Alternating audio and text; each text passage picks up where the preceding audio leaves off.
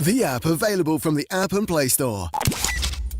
And we are in conversation with a man with the golden voice, Nitin Mukesh ji. It's so lovely to have you here in the studio. Now, I want to ask you about your fondest memories of your father.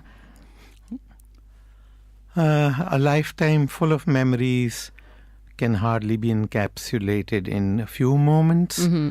But the best thing that I remember about him was his simplicity. He was almost like close to divinity. He was a very compassionate human being, very kind. And the best thing I liked about him was that he did not know how important he is to the world, or what a legendary singer he is, or what a great man he is. He always put himself last in the family, living up to our expectations and fulfilling our wishes first, and never said what he wanted to do. And that set him apart from other parents, I feel, who try to, perhaps tell their children what to do. Mm-hmm. He let us live our life the way we wanted it. He only was there as a guide. Like if I'll give you an example. I was never too good in studies, nor was I inclined. And one time in 1966-67, he sent me to England to study. Right. And he had dreams that I would someday graduate from the London School of Economics. I lived here for 4 months, but I only then realized that I couldn't be doing that because my heart was back home in singing. Mm. So it took only an inland letter to let him know. I said, Papa, he had such dreams, and those days back then, it was so difficult to send your son abroad to study. But he did.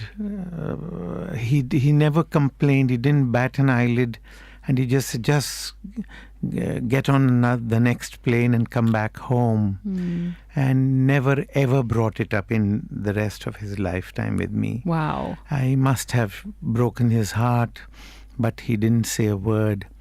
So I want to say that he was a very divine human being.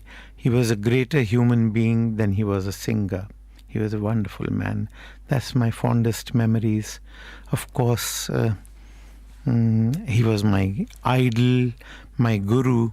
Because of 5 siblings, I'm the only one who took singing professionally. Mm-hmm. So it is obvious that he was my idol.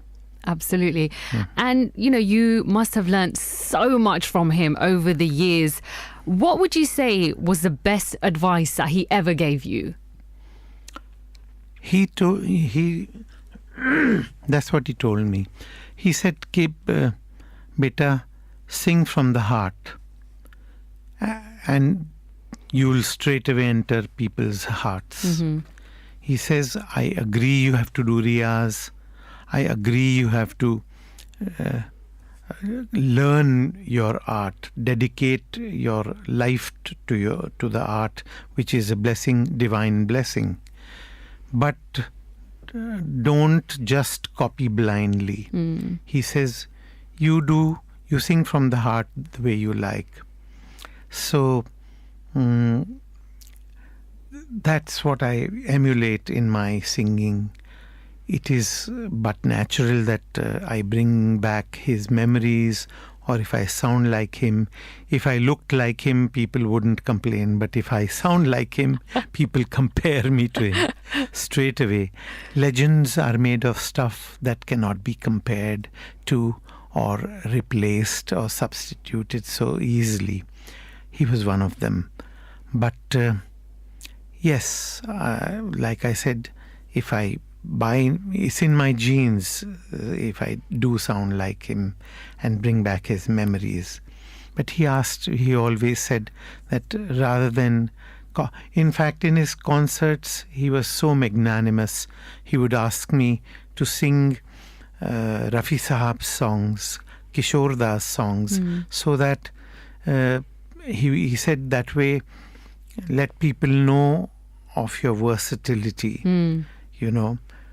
And over the years, I've seen that if somebody sings Papa songs and slightly with the nasal twang, people will say, oh, he's just Mukesh.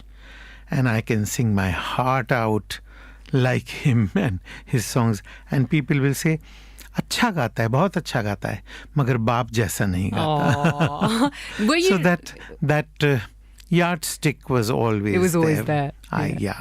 And were you ever nervous when you were accompanying him on these live shows? Never. That's the best. He used to be more nervous than I was. When I sang on stage, he would be very nervous because he wanted me to do it right. And he was so sweet. He would give me his best songs. And I would wonder that the audiences have come to hear him and they would want to hear this song from his lips. But he would say, no, this is one of my better known songs. This is one of my better songs. So why don't you sing it? How nice. It will appeal to the people. And only now I realize, much later, 42 years later, that it was such a great thing to do. He had great aspirations for me and great dreams for me.